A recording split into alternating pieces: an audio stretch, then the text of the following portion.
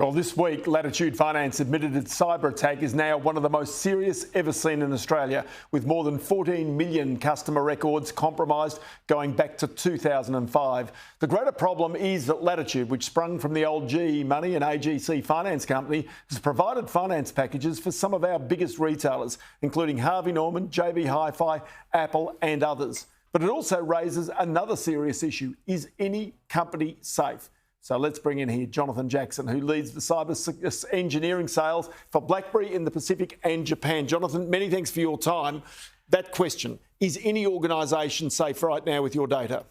No, so we don't believe that any individual, any company, any government organisation is safe, because we're living in a very, very challenging cyber landscape at this stage. OK, but it almost seems as though the cyber criminals are ahead of the companies, are ahead of the governments in many ways. I mean, everybody is trying to basically prop up the back door and make certain it's locked. But the fact is, there are so many ways in.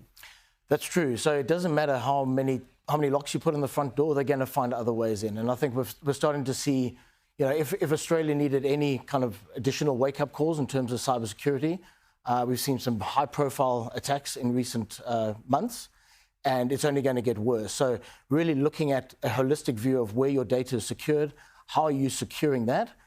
How many additional locks you put on your front door?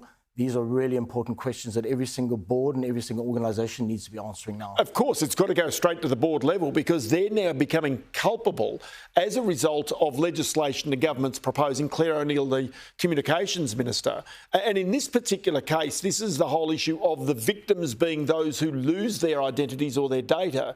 But the companies themselves are effectively being opened up to a theft. So aren't they kind of victims themselves? I know you've got to kind of ask the victims of the data theft. That's where we are instructed and we are challenged with storing and securing the privacy of Australians' data.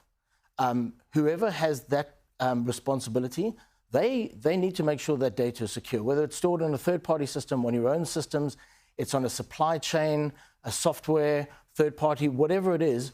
We have a responsibility to ensure the data of Australians' information. OK, so then, say, for example, Crown yesterday came out and said it was a third party. It seemed like a relatively small thing. Today, it's, say, for example, Meriton and people who have been customers there. So this is a real issue that, you know, in all of these cases, the security needs to be greater quite clearly.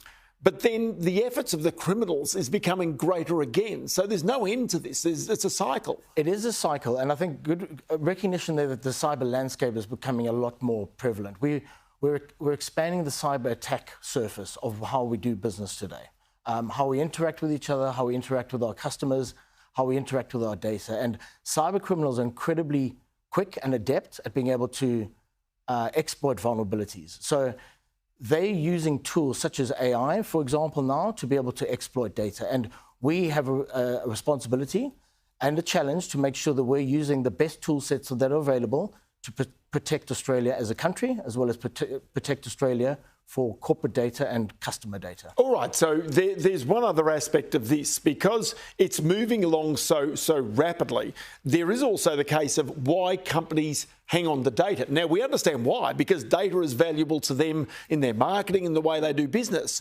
But then if you take the sugar off the table and there's no data there for the crooks to steal, surely the motive for the crime disappears as well. It's true, and I think we need to have a look at a view of why we're storing so much data and so much personally identifiable data. And why, going back to 2005, are you storing data, for goodness sakes?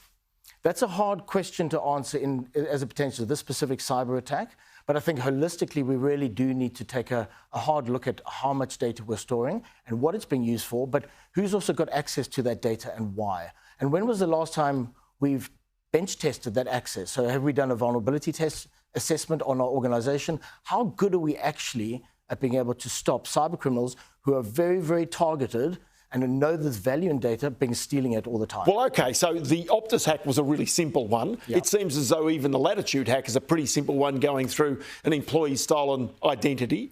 So in many cases, these are own goals, you could say, if they're simple hacks, not sophisticated hacks. That's very true, and we need to learn from these. Each and every cyber incident we need to learn from. At the moment at Blackberry, we stop 2 cyber attacks every minute. And that is a massive challenge for organizations. So, but there is technology available from a prevention perspective to stop cyber attacks dead in their tracks. And I think when we look at Australia's stated intent to be the world's most cybersecure nation by 2030, we've got a long way to go to be able to ensure the reality of that, that target. Yes, Jonathan Jackson from Blackberry, many thanks for your input today. Really appreciate it very much.